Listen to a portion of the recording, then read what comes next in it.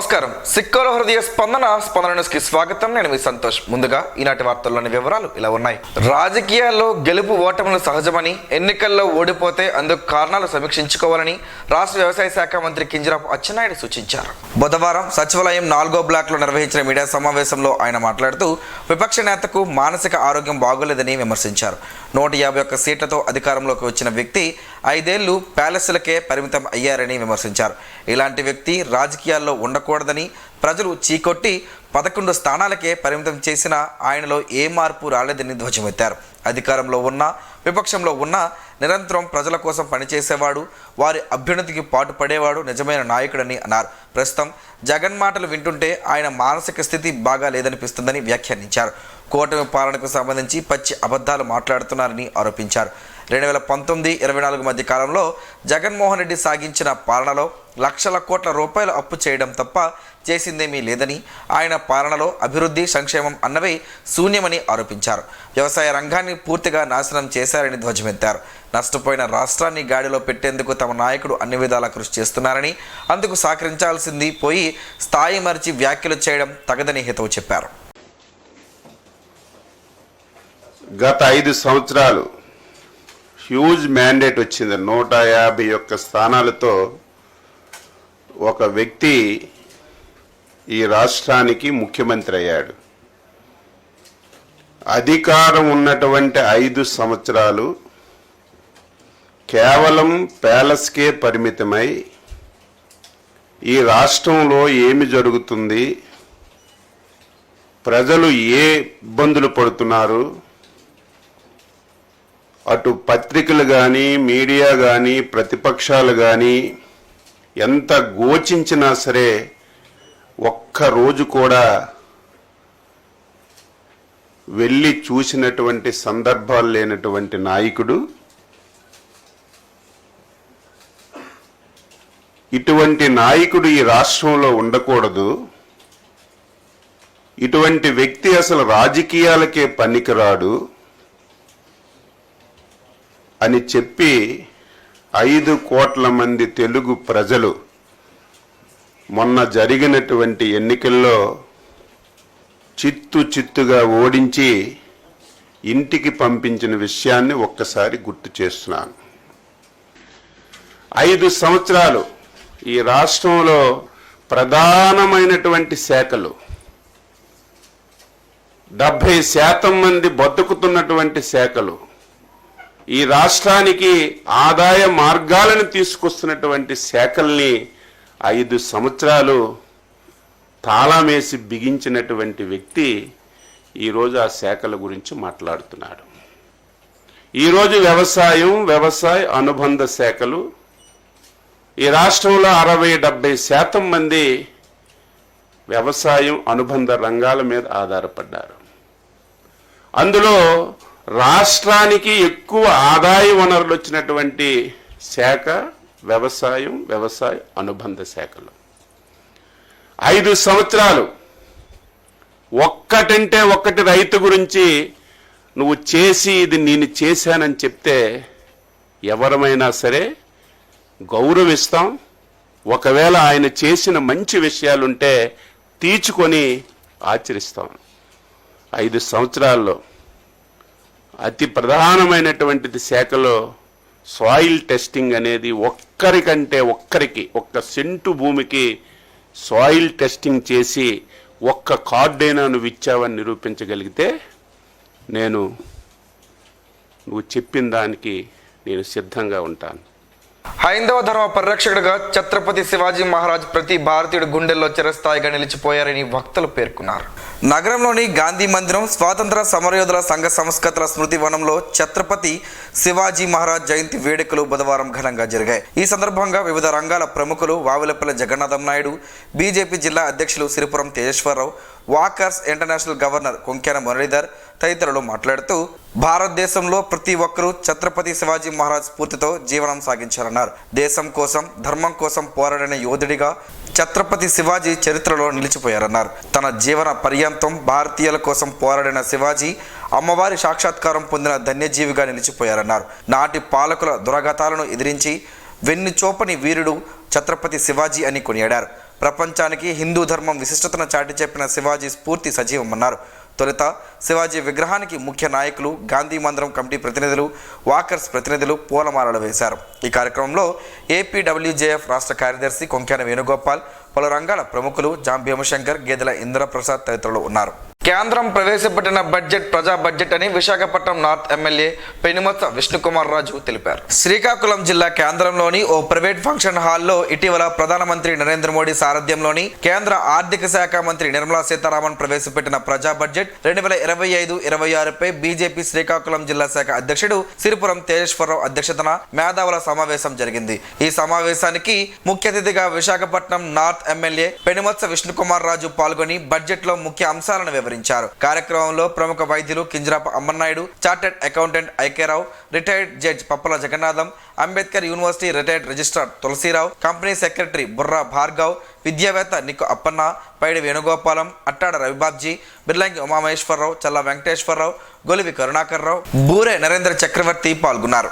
Finance minister గారు నిర్మలా సీతారామన్ గారు 8వసారి budget ప్రవేశపెట్టడం అంటే చాలా గర్వకారణంగా మనం చెప్పుకోవాల్సిన అవసరం ఉంది.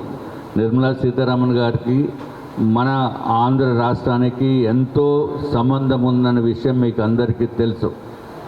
ఏదైతే ప్రధానమంత్రి నరేంద్ర మోడీ గారు 2047 సంవత్సరము వికసిత్ భారత్ అనే ప్రోగ్రామ్ రోడ్ మ్యాప్ పెట్టుకుని దాని విధంగానే ఎన్నో సంస్కరణలు, అట్లాగే అభివృద్ధి కార్యక్రమాలు, ట్యాక్స్ రిలీఫ్స్ ప్రతి ఒక్కరికి కూడా సామాన్యుడి దగ్గర నుంచి కార్పొరేట్ సెక్టర్ వరకు కూడా అందరికీ ఆమోదయోగ్యంగా ఉండే బడ్జెట్ ఇది మొట్టమొదటిసారిగా మనము దేశంలోనే 50 లక్షల కోట్ల రూపాయలు మించిన బడ్జెట్ పెట్టడం అంటే ఇది మనకి స్వాతంత్రం వచ్చిన తర్వాత మొట్టమొదటిసారిగా ఇటువంటి బడ్జెట్ ప్రవేశపెట్టడం జరిగింది.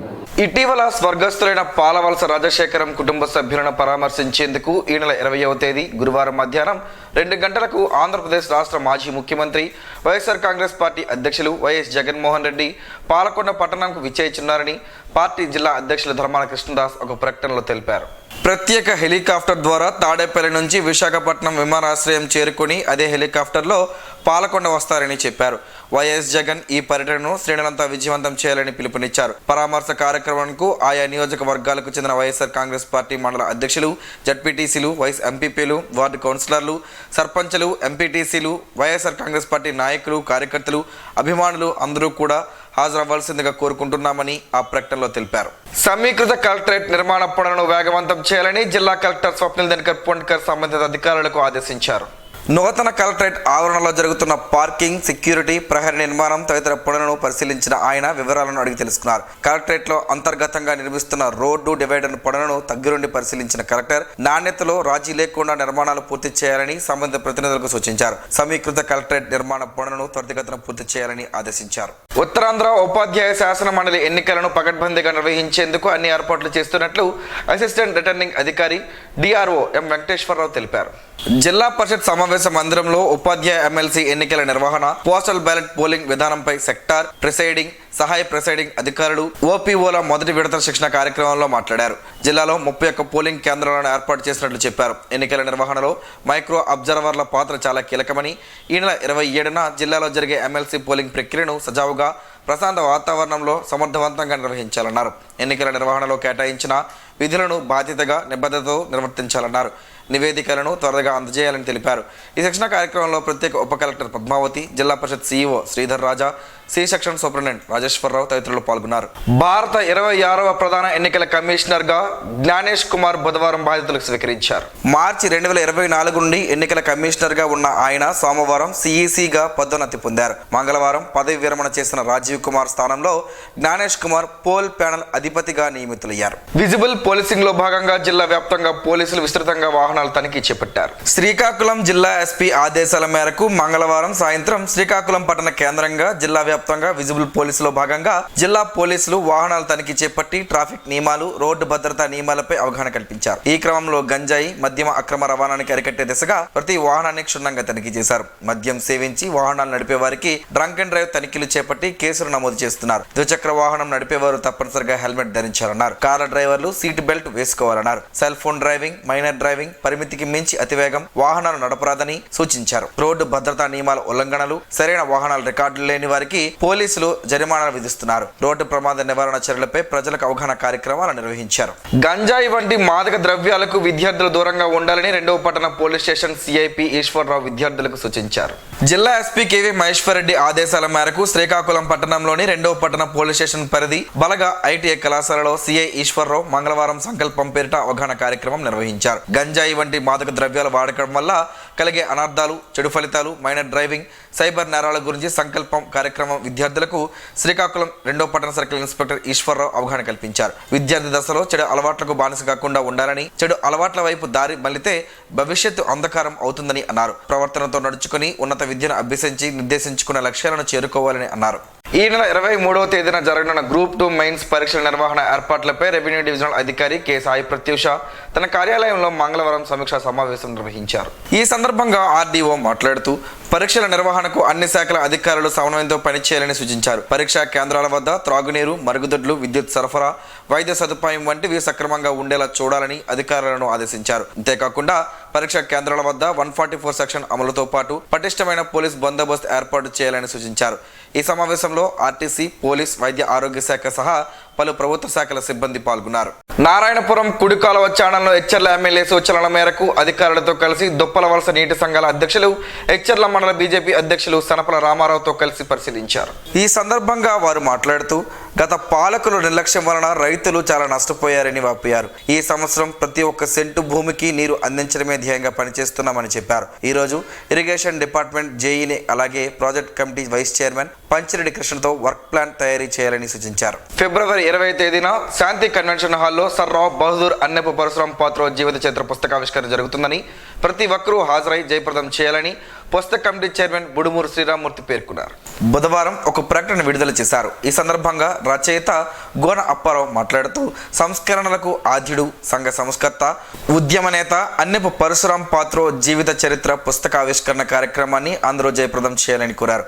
ఈ సందర్భంగా బోర్జ వైస్ ఎంపీపీ బుడుమూరు సూర్యారావు, జిల్లా vigilance and monitoring committee member BVSN రాజులు మాట్లాడుతూ అనేక విశేషాలతో కూడిన పుస్తకాన్ని పరిశోధనాత్మకంగా అనేక అంశాలను వెలికితీసి మొట్టమొదటిసారిగా ఈ పుస్తకాన్ని భవిష్యత్ తరాలకు అందజేయడం కోసం కృషి చేస్తున్న రచయిత గోన అప్పారావుకు అభినందనలు తెలిపారు.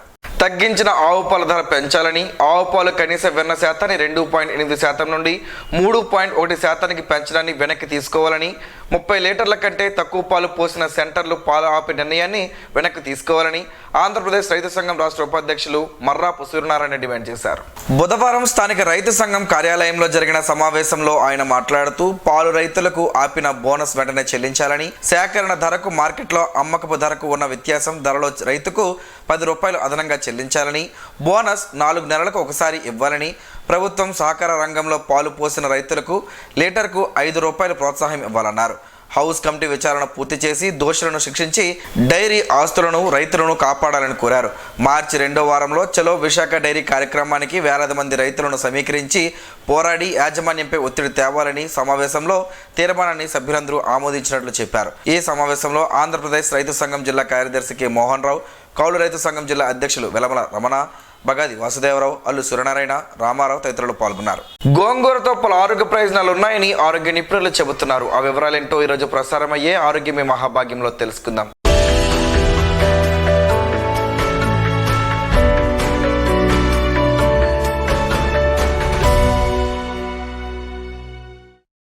గోంగూరను పుంటికూర అని కూడా పిలుస్తుంటారు.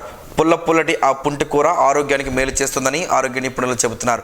ఆరోగ్యానికి అవసరమైన vitamin C, A, B, magnesium, calcium, phosphorus, iron, riboflavin, కెరోటినిన్ ఉన్నాయని వారు చెబుతున్నారు.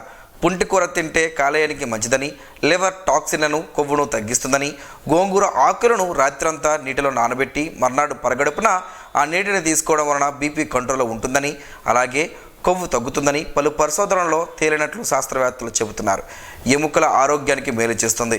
క్యాన్సర్ ప్రమాదం నివారించడంలో గోంగూర కీలక పాత్ర పోషిస్తుందని ఆరోగ్య నిపుణులు చెబుతున్నారు. ఐరన్ లోపాన్ని సరిదిద్దుకుంటూ జుట్టును ఆరోగ్యంగా ఉంచడంలో కీలక భూమిక పుంటికూర పోషిస్తుందని వారు చెబుతున్నారు.